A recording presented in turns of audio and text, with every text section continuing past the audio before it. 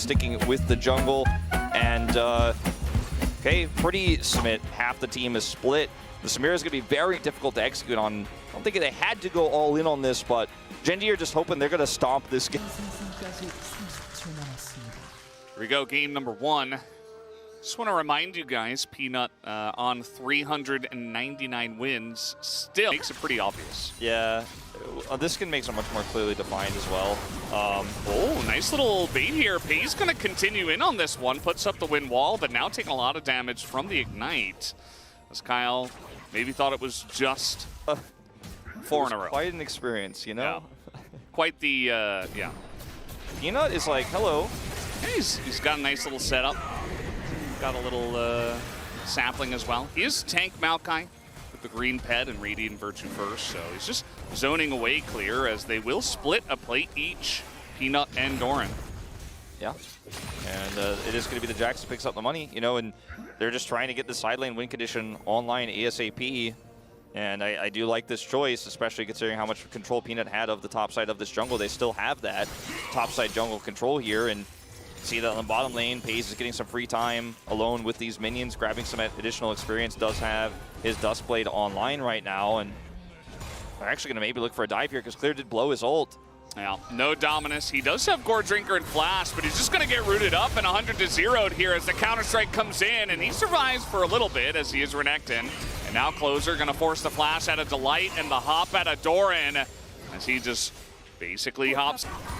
Speaking of, I mean, he's pushing waves now into the inner on the top side, and they're going to try to force a turret down for this. At least Live Sandbox to get this mid turret.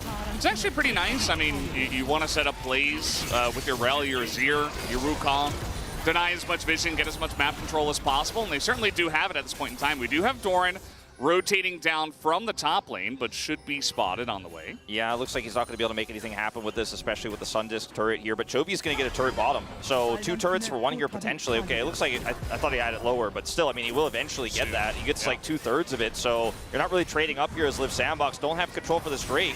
Peanut kind of in an awkward spot here. He is really tanky and has Flash, so he gets away, but the engage comes in from Live Sandbox. They isolate Delight and Peanut, but those are the 2 tanks on the side of Gen G as the massive wombo comes in from Gen G and just wipes them up. Pace finally gets a chance to press his buttons in this game. Had no control of this area whatsoever to try to commit to Peanut. He's overextended, but you don't have the ability to actually win a fight by killing the Maokai. That's not the target, and unfortunately he buys so much time. He also has ult, of course. You guys cannot be anywhere near this. Yeah. I like how they use this Baron. They end up getting a group up here, and now they can set up for a pick. And there you go. You press your R button. That's the end of Kyle. He thought, hey, I'm Rel. I should be okay. Nope. Had to block it for the team. And immediately gets taken out as Live Sandbox just, you know, they don't even try to defend that turret. What are you going to do against the Maokai ult?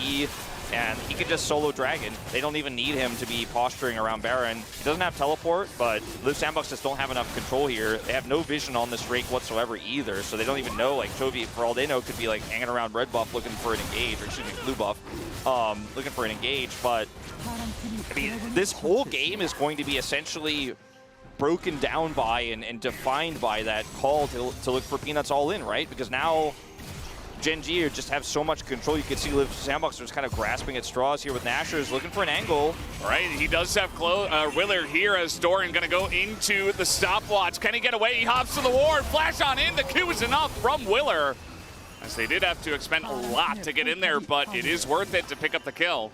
Yeah, they were able to get enough vision around the top of the map to go, okay, I think he's been a little bit left out to dry here. He is on the hunt, man. He could have even pressed his ult button if he wanted. Good flash from Willer to secure the kill. Baron. Do Baron. That is the MO right now of Gen G. Just do Baron, and their turn is pretty insane. I mean, you've got Yone Maokai, that's enough. Not to mention everything else, as the teleport does come in. And that will be the Dredge line missing. Willer, the Steel Champion, he is not going to get it, but Teddy does as he takes down the Baron. And Gen G are looking for the turn, but it's only the kill onto Willer as the stun comes down on Doran, and that is the Baron buff stolen away. A little bit of a lack of due diligence here from Gen G. Clear is like starting Wolves up, just trying to desperately get money, and I'm sure for what, so far away from GA. And He's level 16. He's going to have to go catch this wave on the top side of the map. And Gen.G are just kind of sitting back going, you guys are on the objective, but you're not doing it, so I could just go elsewhere on the map. Kyle. Now getting hounded by the Jax. Whoa. Now we get the engage here on a Teddy, and in goes the Jax, and Teddy is just gone before the fight even really begins, and nobody can deal with this Jax, as not to mention the Yone and the Samira at this point, as Enut is going to take a lot of damage here from this very fed and death cap full Azir. Imagine still a win for Gen.G in this fight. Yeah, imagine if Teddy is alive in this type of scenario where the engages don't work out and Gen.G are chasing. Like that is a one fight for Live Sandbox. But Delight, once again, with such a heroic play there, comes in, threads the needle, catches Teddy, and the follow-up is there from Doran. And now Baron 100% over to Gen.G. No steal attempt, no contest, nothing. Peanut just going to press his ult as he trades it for the Chains of Corruption. Throws it out there. They can use the Yone for the siege. They find Clear, who is just getting chopped away and made into multiple handbags right now by the Yone. Yeah. Okay, that's the turret down. He's going to make it a Azir turret. Oh, God. He got flashed on. There it is. He does have a stopwatch, so they do get that out of closer. And Gen.G, again, their siege not the best. They are trying to engage out of this one, as now they do have the hook. And he's going to be chunking people, for sure. But is that going to be enough? Has the 36-minute, hibernation, has that been long enough for you to get to a point where you feel confident enough to go for the kill? Well, Doran is going to have to go into his Zhonya's, as he is very out of position here. Gets flashed on, stunned, and killed. So that's the end of Doran. Game probably Live Sandbox. Oh, TP to the top lane here, as now Doran going to threaten to end the game. Live Sandbox, they got to press the buttons here onto this Elder Drake. They're getting in here, and Peanut is still around looking for this as a 4v5. Kyle's getting pretty low, and the damage is not there as the Samira goes in, immediately gets swept up, but he's got GA. And guys, this game is ending as we speak. Doran is in the base. He's looking to get this one down. CHOVY looking for the kill on a Teddy. He will get it. As now TP comes in, but he's too low. He's got like 1 health. That's going to be the end of the Azir, and probably the end of this game, as, yeah, they're just going to even clean them up. Gen.G, oh, Doran, he's got a GA, but, oh, yeah, he's just going to take it out very, very close there at the end. And, yeah, the death timers are there. That's going to be the end of game 1. Gen.G take it in a very slow 41-minute-er to take down the lead in this game.